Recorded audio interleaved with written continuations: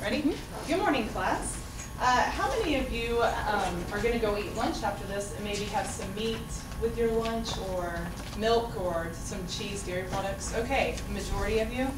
Well, according to a 2006 Gallup poll that was conducted, 71% of Americans include dairy products in their diets, and 60% include meat. So what's the significance of this and why does it matter? Because of food hormones.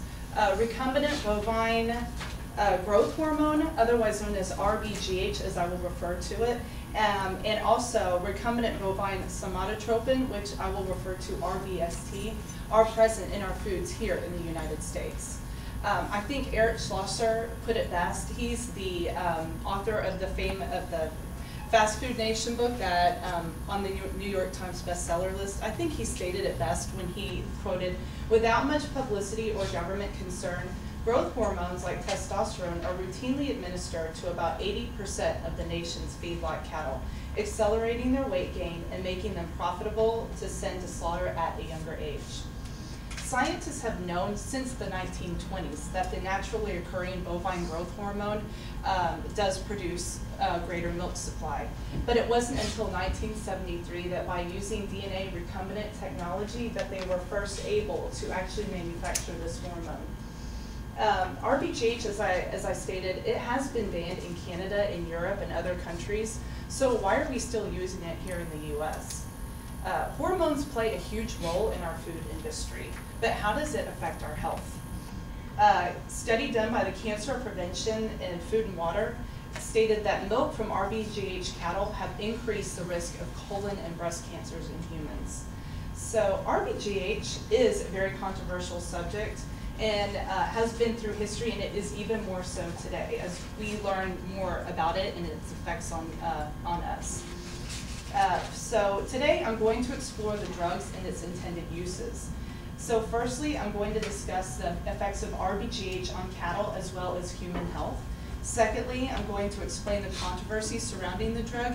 And lastly, I'm going to explain how to get, I'm going to give you more information on how to shop for dairy-free or for dairy and meat products that are free of this hormone.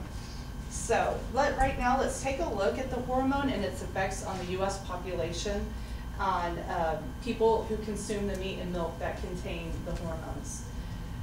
RBGH affects both the cattle it's used on as well as a human that consumes those products. The hormone is about the size of a pencil eraser, and it is implanted in the cattle underneath their skin just below their ear at a young age when growth is most significant. It goes into the bloodstream and it causes the cattle to grow 15 to 20% faster than those who are not treated.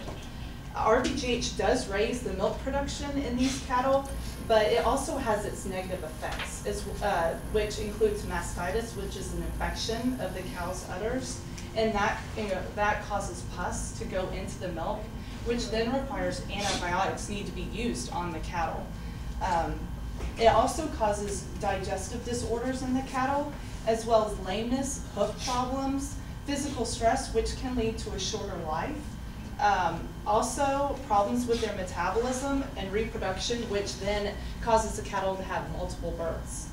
Some of the negative effects in human, like I said, the antibiotics leave a residue in the milk, and that leads to antibiotic-resistant organisms that grow and are spread to our soil, our water, and our air. And we have a major problem right now with antibiotic resistance.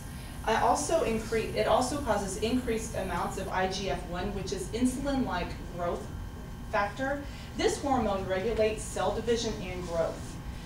According to the Hastings Center report, one of the leading journals of bioethics reported if extra doses of IGF-1 leave the digestive tract and start wandering around the human bloodstream, they could cause premature growth in infants, overdeveloped breasts in boys, and breast cancer in women. Another report that was published in 1995 in an issue of Cancer Research stated increased concentrations of IGF-1 help protect cancer cells from their programmed death, particularly in tumor cells in breasts, ovaries, and the prostate glands. Now that I've talked about the effects on humans, let's look at the controversy surrounding this drug. There's a lot of controversy because this drug is produced by the pharmaceutical company Monsanto. They distribute it and sell it. They call it's RBGH it's under the trade name of Posilac, and it's a genetically engineered hormone. That it was introduced in 1990, but was not approved for sale until 1993. Now, some of the employees who were working for Monsanto, they quit working with the company to go to the FDA to oversee the approval of this drug. And then once the drug was approved, they left the FDA and went back to work for Monsanto. Monsanto denies any health risks associated with RBGH hormones, and Monsanto has filed lawsuits against farmers and retailers that promote their products as RBGH free. Monsanto has actually changed the name from recombinant bovine growth hormone to recombinant somatotropin to avoid the negative connotation of hormone in their products.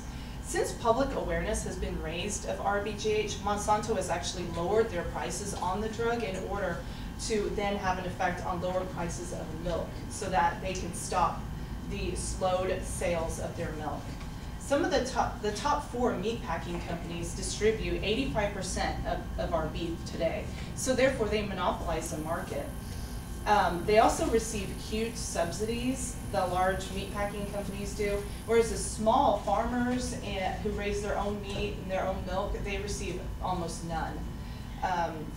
And the European Union has banned the hormones, like I said, but the US hasn't, and I think that is due to differing attitudes. The US have moved more from rural to urban areas, whereas Europe, a lot of them are still located in the rural areas. Therefore, they have more of an attachment and they have a better attitude towards their farmers, and they want to support the local farmers there.